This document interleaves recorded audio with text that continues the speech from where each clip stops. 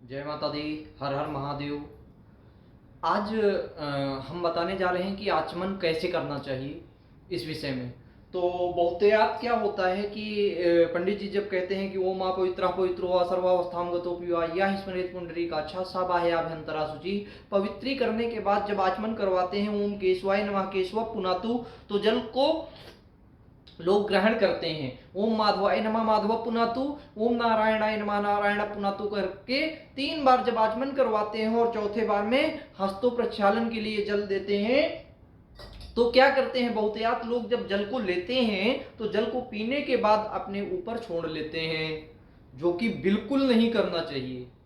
ऐसा करने से हमारे अंदर नकारात्मक ऊर्जा का प्रवाह हो जाता है और पंडित जी ने जो मंत्र हमें बोले थे और पवित्रीकरण किया था, उससे फिर हमारे अंदर अशुद्धता विराजमान हो जाती है। वो कैसे? जब किसी भी प्रकार से हम जल ग्रहण करते हैं और पीते हैं तो वो जल जूठा हो जाता है और उस जूठे जल को जब हम अपने ऊपर छोड़ते हैं तो वो नकारात्मक ऊर्जा का प्रतीक है। क्या हम जूठे जल से स्नान करते हैं? बिल्कुल नहीं। दूसरी बात, जब हम जल पीते हैं, पीने के बाद अपने केश को स्पर्श करते हैं, अपने बालों को स्पर्श करते हैं, तो पूजा में कहीं पे भी ऐसा विधान नहीं है कि आप अपने बालों को स्पर्श करो। दूसरा, वैदिक दृष्टि से भी ये अनिवार्य नहीं है और साइंटिफिक दृष्टि से भी अनिवार्य नहीं है।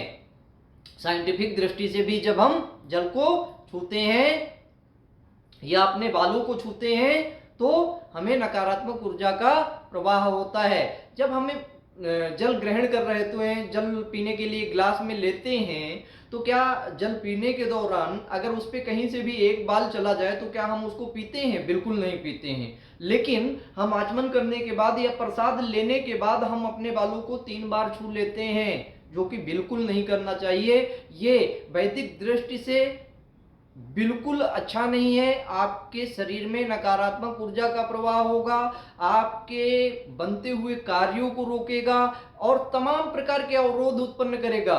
क्यों? क्योंकि हम किसी से भी पूजा करवा रहे हों, पंडित जी हों या स्वयं अपने आप में हम जो हमारी दैनिक दिनचर्या है उस पे कार्य कर रहे हों, तो हमें बिल्कुल भी ऐसा नहीं करना चाहिए, क्योंकि ये किसी भी प्रकार से अच्छा नहीं है। अच्छा, कोई भी इस मामले में टोकता नहीं है और कहीं भी किसी भी ग्रंथ, पुस्तक, वेद, पुराण या किसी भी ब्राह्मण के द्वारा ऐसा नहीं बताया गया है। ये बहुतायत जब हम जल पीने के बाद अपने ऊपर छोड़ते हैं तो ये एक दूसरे को देखकर ही हमारे अंदर प्रवृत्ति आई है, जो कि बिल्कुल सही नहीं है। तो कृपया ऐसा बिल्कुल न करें। इससे आपको मानसिक अशांति की प्राप्ति होगी और जब भी आप जूठे जल को अपने ऊपर छोड़ेंगे तो वो पॉजिटिव एनर्जी की बजाय निगेटिव एनर्जी आपको देना शुरू कर देगा, जो कि आपके लिए, आपकी सेहत के लिए बिल्कुल अच्छा नहीं है और उससे आपका भला होने वाला बिल्कुल नहीं है। तो इसलिए मैंने आपको ये सजेशन दिया है, ये बात आपको बताई है। तो जिसको भी ये जानकारी मिले कृपया वो दूसरे को भी ये जानकारी बताए और ज़्यादा से ज़्यादा वीडियो को शेयर करें, लाइक करें। अगर आपका कोई भी प्रश्न इस तरीके का है तो आप हमसे सवाल कर सकते हैं। जय माता दी। हर हर महादेव।